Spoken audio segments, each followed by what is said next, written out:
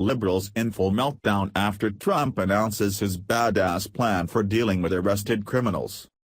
All the shiny new officers at Long Island Community College were in for the thrill of a lifetime on Friday when the president came and spoke to them about their jobs in law enforcement.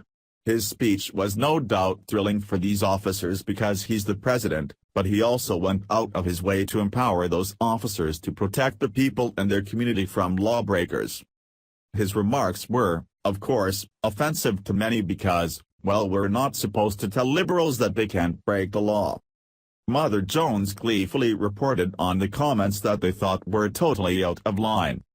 President Donald Trump gave a speech at a Long Island Community College on Friday during which he encouraged the use of violence. Turns out the audience was comprised of officers in a police department that has been scrutinized for racial profiling, and whose former chief was recently sentenced to prison for beating a man. The Suffolk County Police Department, SCPD, has been under federal oversight by the U.S. Department of Justice since 2013, following a 2-year investigation into allegations of discrimination against Latinos and immigrants. Nearly 20% of the county's 1.5 million residents are Latino. During his speech, Trump encouraged officers not to be too nice to suspects or take measures to protect them from harm. The speech was supposed to address federal efforts to combat MS-13, the violent street gang with ties to Central America. Whoever wrote that must not be very familiar with MS-13 or other gangs like them. The idea that you'd want anyone to go easy on a bunch of killers like that speaks to a total isolation from the very real problem that many face in our country today. The police department released a statement shortly after the president's speech, more or less slapping him in the face for his efforts to show support to their boys in blue. Their statement read, "As a department, we do not and will not tolerate roughing up of prisoners."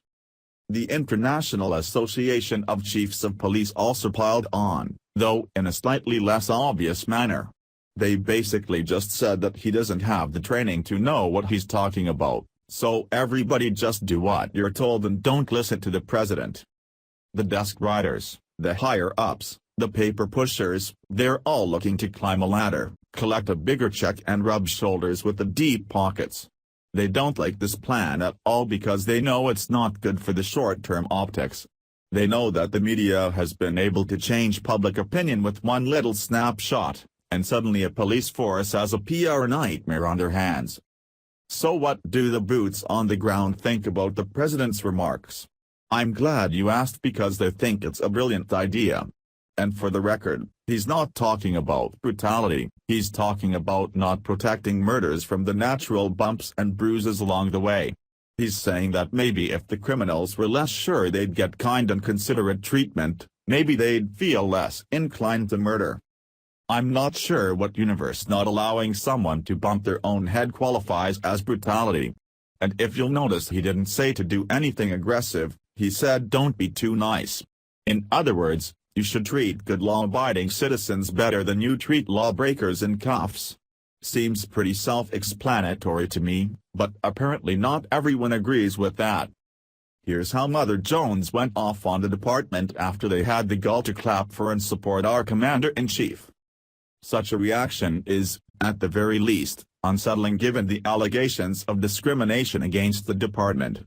The DOJ never publicized the findings of its investigation, but a 2011 letter from the DOJ to then Suffolk County Executive Steve Levy indicates that the police department was investigated for discriminatory policing against Latinos, including an indifference toward immigrant residents that discouraged reporting crimes and cooperation with law enforcement, failing to thoroughly investigate hate crimes, and enforcing immigration policies in a way that encouraged racial profiling.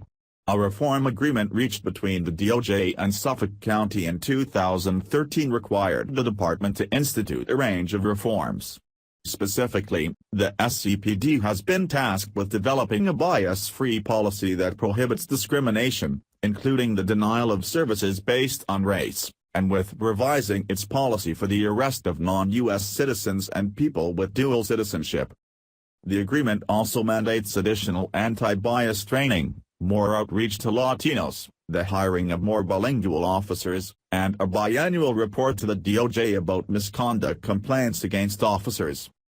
The Justice Department launched its investigation into the SCPD in 2009, after the murder of 37-year-old Ecuadorian immigrant Marcelo Lucero. Lucero was stabbed to death by a member of a gang of teenagers who police officials later said target Latinos. Lawyers for Lucero's family sued Suffolk County officers, accusing them of failing to investigate the crime thoroughly. As part of the DOJ investigation that followed, Latino residents told officials about hate crimes they reported to local police that were not investigated, and that they felt immigrant bashing was permitted by the SCPD, according to the reform agreement. Once again, the left thinks they've got him. Trust me, if you got murdered, you wouldn't want anyone treating your murderer too kindly, and yet you'd think the world was ending.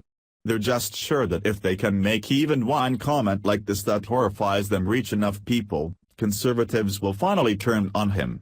The problem with that is that we agree with him, and the more they publicize comments like this, the more we like him. Share if you agree with the president's comments. Thanks for watching.